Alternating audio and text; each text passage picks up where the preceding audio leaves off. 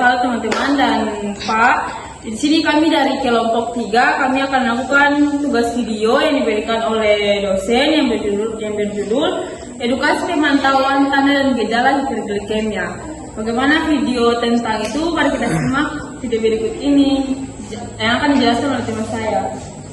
Halo teman-teman, jadi di sini saya sebagai pemateri akan menjelaskan tentang edukasi pemantauan tanda dan gejala hiperglikemia. Nah, kita masuk di pengertian hiperglikemia terlebih dahulu. Apa sih itu hiperglikemia?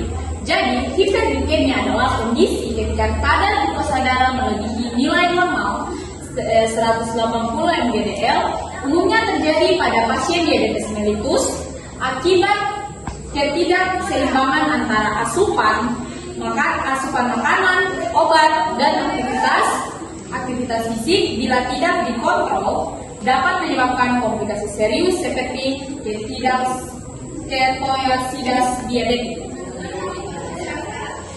Nah, yang berikut penyebab hiperglikemia.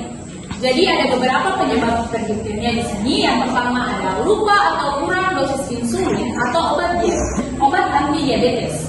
Kemudian yang kedua ada pola makan tidak teratur, terlalu banyak karbohidrat atau makanan manis. Nah, yang ketiga ada kurang aktivitas fisik, stres emosional atau fisik, infeksi, cedera, dan lain-lain. Yang terakhir ada efek samping obat tertentu, misalnya steroid.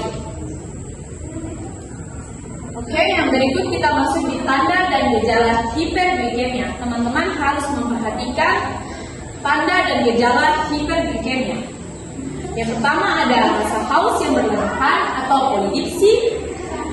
Yang kedua ada sering buang air kecil atau polikuri.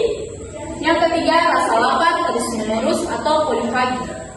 Yang berikut lemas, cepat lelah, penglihatan kabur, dan yang terakhir ada mulut kering. Nah teman-teman harus mengetahui tanda-tanda dan gejala hiperglikemia. Kemudian dari tanda dan gejala hiperglikemia ada terbagi menjadi tanda dan gejala yang berat. Yang pertama ada sakit kepala berat, kemudian ada napas cepat dan dalam atau pusmal. Yang ketiga ada bau napas seperti buah asam atau aseton, mual muntah, nyeri perut, penurunan kesadaran atau koma. Itu termasuk dalam tanda dan gejala yang berat. Oke teman-teman, yang berikut kita masuk di cara pemantauan di rumah.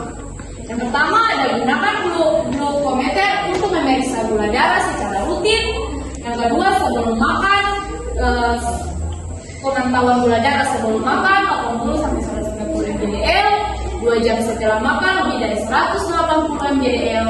Kemudian catat hasil dalam buku pemantauan. Yang terakhir ada evaluasi hasil bersama tenaga kesehatan setiap kontrol. Nah, itulah cara pemantauan cara pemantauan di rumah. Kemudian kita masuk di penata laksanaan awal jika kadar glukosa darah itu tinggi. Nah, ada 4. Di sini yang pertama ada perbanyak minum air putih untuk membantu mengeluarkan kelebihan glukosa di dalam tubuh. Kemudian lakukan aktivitas ringan bila kondisi memungkinkan. Kalau masih bisa melakukan aktivitas yang ringan, boleh melakukannya di rumah. Kemudian yang ketiga ada periksa ulang gula darah setelah 2-3 jam. Dan yang terakhir jika tetap tinggi atau muncul gejala berat, hubungi tenaga kesehatan atau pergi ke fasilitas kesehatan yang terdekat. Nah, kita masuk di pencegahan hiperglikemia. Pencegahan hiperglikemia terbagi menjadi 4. Yang pertama ada patuhi jadwal minum obat atau suntik insulin. Yang kedua ada konsumsi makanan seimbang atau batasi gula dan lemak jenuh. Dan yang ketiga ada lakukan olahraga teratur. Serta yang terakhir kelola stres dengan baik, rutin kontrol ke fasilitas kesehatan. Kapan sih harus ke fasilitas kesehatan? Ada 3. Yang pertama, gula darah di bawah 300 mgdl secara berulang. Kalau sampai sudah berulang-ulang, gula darahnya masih di bawah 300, gula darahnya masih lebih 300 mgdl, maka harus segera merujuk ke rumah sakit. Terus yang kedua ada muncul gejala ketoasidosis atau mual muntah, napas cepat, dan bau aseton. Nah, yang terakhir penurunan kesadaran. berat, tidak mampu makan atau minum. Kesimpulan dari edukasi tentang tanda dan gejala hiperglikemia yaitu hiperglikemia adalah tanda kontrol diabetes yang kurang baik. Kedua, pemantauan gula darah secara rutin dan pengelolaan gaya hidup adalah kunci.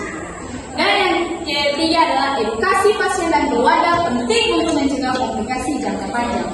Teman-teman, marilah kita mengenal lebih dalam tentang tanda dan gejala hiperglikemia agar kita bisa menghindari lebih awal tanda dan gejala yang hiperglikemia yang muncul pada diri kita.